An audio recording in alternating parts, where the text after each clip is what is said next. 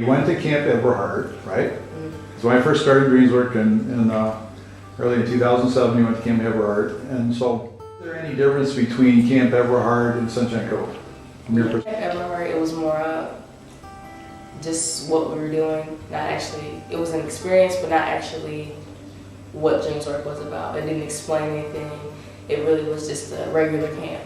And I think that DreamsWork camp should be more explaining to you how to be a better person, what experience to make you a better person. And I think that's what the Sunshine Cove did, because we had more time and less people, so we could narrow it in on certain people and find things that everybody liked to do, not just set things in a set schedule and you had to do boom, boom, boom at that time.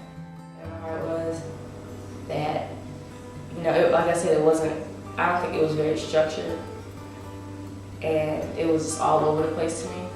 And I got really homesick just in those 3 days, but for a week. That's the longest I've ever been away from home. The first week, I think it was 7th grade, I don't think I've had that much fun in a week just going to camp. Now, which camp are you talking about? The Sunshine. Sunshine Cove, so you had more fun than. And I was really worried about going away for a week, because I knew if I was scared for 3 days, like I remember just staying up late because I did not want to go to sleep. I was so scared. And then I don't know, I was a mom's girl. Sure. So when I went off to the camp in Sunshine Cove, I just felt like everybody there kind of felt the same way. And then it was just that much easier for everybody to cope with it or whatever. And then it just became really fun. I was able to become friends with more people than being put in a room or in a camp. What do you call those things? The dormitories or whatever. Yes, with a lot of people, and just feel stuck there. I don't know what to do. I don't know these people. What if I have a smaller cabin or with people that I know or have a general idea about? Then it's that much easier. You're put on how we did the little Olympics, and it was stuff you guys did for us to be able to, bond or, make friendships. And at Camp Eberhard, it was more of, we didn't do anything special really. I mean, of course, we got to do the windsurfing and types of swimming, but that's just a normal camp to me. Sure. But this one was more based on relationship building. Okay. Since I had the opportunity to be a camp counselor, okay? And the goal of our camp counselor experience was to help you grow and to provide opportunities for you to learn more about leadership and being a good example and things like that. Do you think that counselor experience has helped you in any way along those lines? Yeah, actually, when I was camp counselor last year, I had to, step back and think, I have to be fun and everything, but I can't be my normal self all the time, because I'm very playful. And I remember that Terry told us that because we joke around a lot, that we can't do that because kids will take that a different way. So I think I had to grow up a lot in a couple of days just to be able to deal with a lot of things. As a little girl there, I think I helped out a lot, but I don't know, I didn't do it just because it was in the moment. It was just really cool that I got to help this little girl.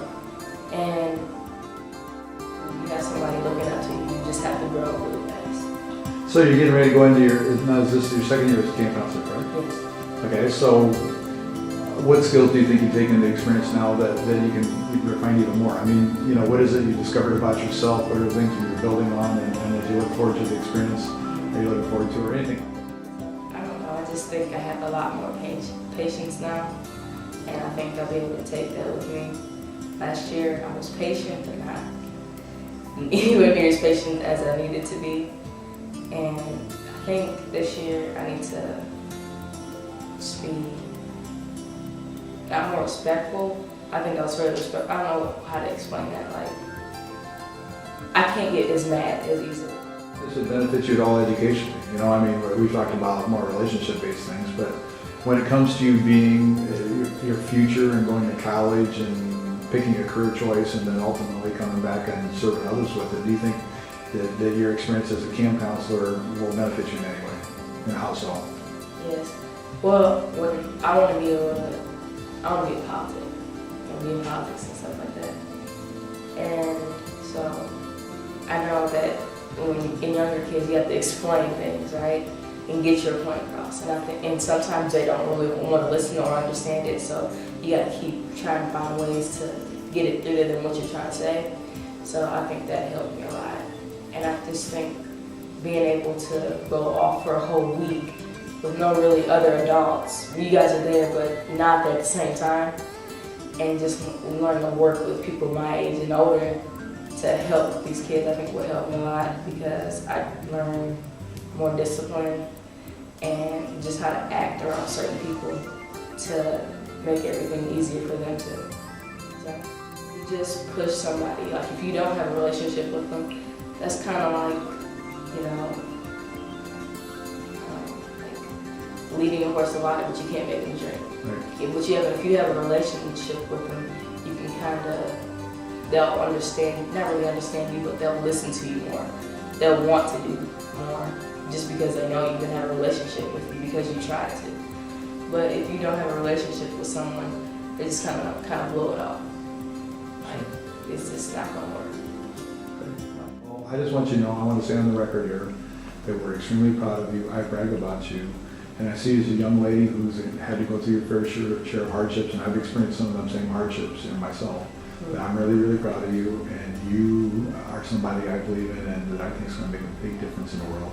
And so I see you, even in spite of the hardship, making good choices, and I'm proud of you. So it's on the record for doing that, okay? Okay.